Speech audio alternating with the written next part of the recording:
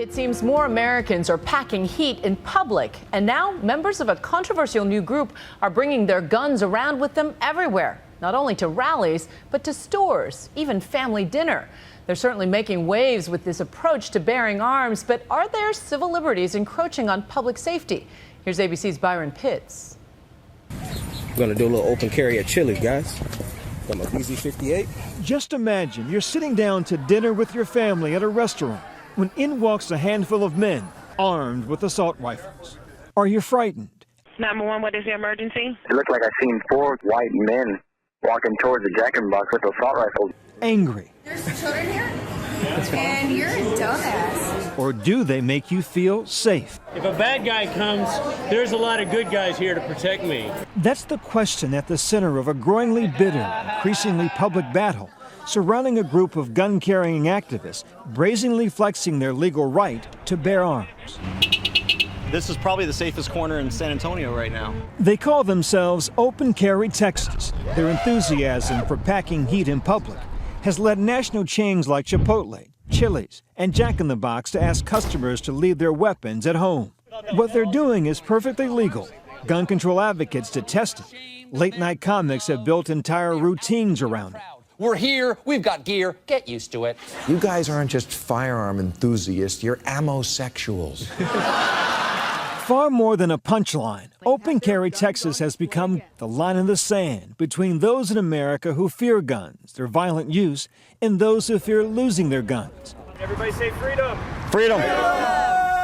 This is sort of my around-the-house AR-15. I've never quite heard it phrased that way. My around-the-house AR-15? Yeah. This is the man behind Open Carry Texas, Master Sergeant C.J. Grisham, a 20-year U.S. Army veteran and father of 3.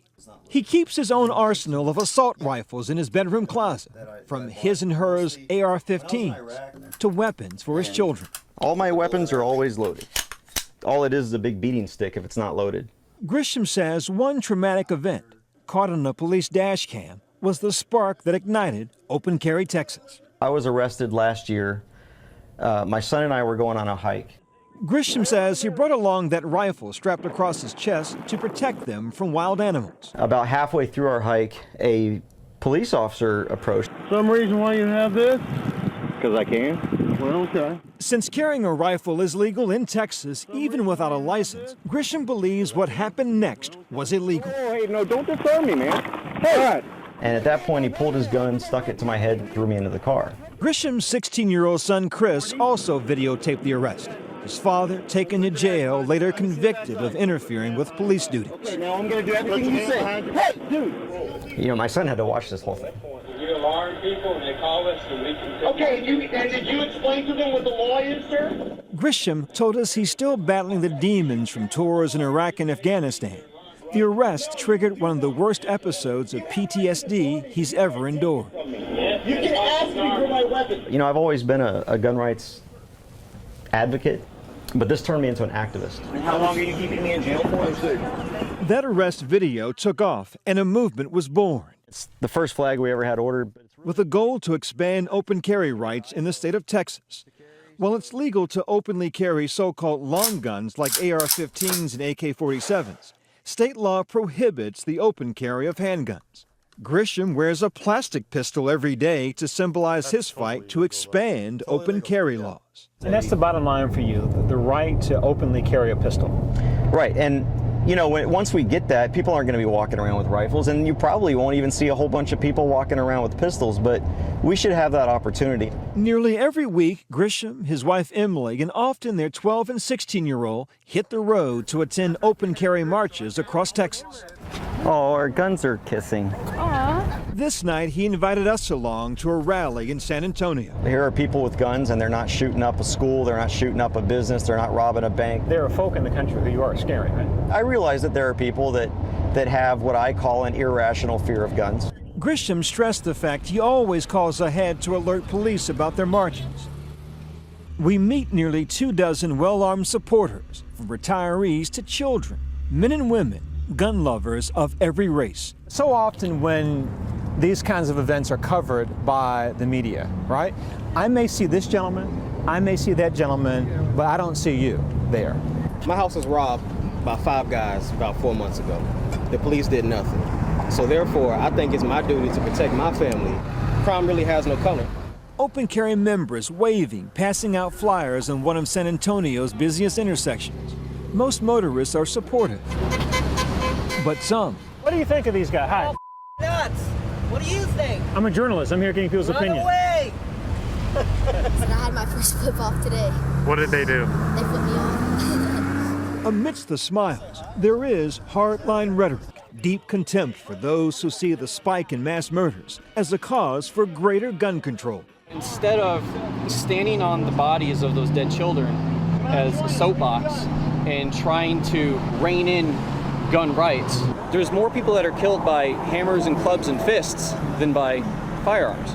Actually, the latest FBI data shows that firearms are responsible for 69% of homicides in America, clubs and fists 9%. But the nation's gun debate is far more than statistics. It's emotion, mass murder that cannot easily be explained away, from Aurora to Sandy Hook.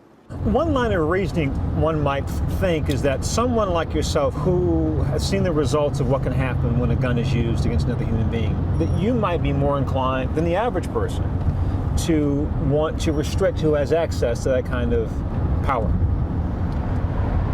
No, I don't see it that way. I'm sure some people probably do. He spoke to us openly about his battle with PTSD, including the memories of the 7 people he says he killed in combat. I can picture exactly how that person fell, how that person, limped off or tried to get away.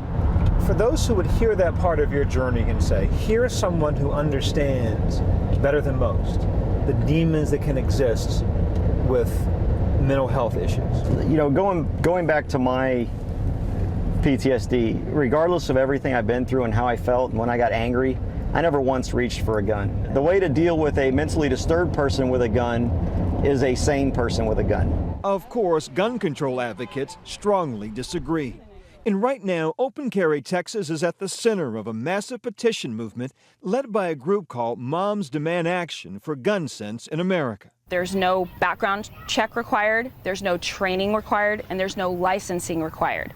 So anyone can be walking around with one of these long guns, and they carry them around loaded. Carolyn is part of the movement pressuring stores like Target and Home Depot to ban open carry in their stores. The companies need to do the right thing, and they need to provide a safe environment for their consumers. But Grisham and his supporters believe more guns means greater safety.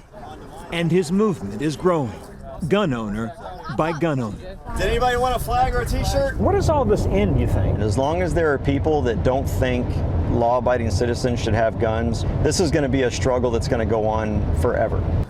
For Nightline, I'm Byron Pitts in San Antonio.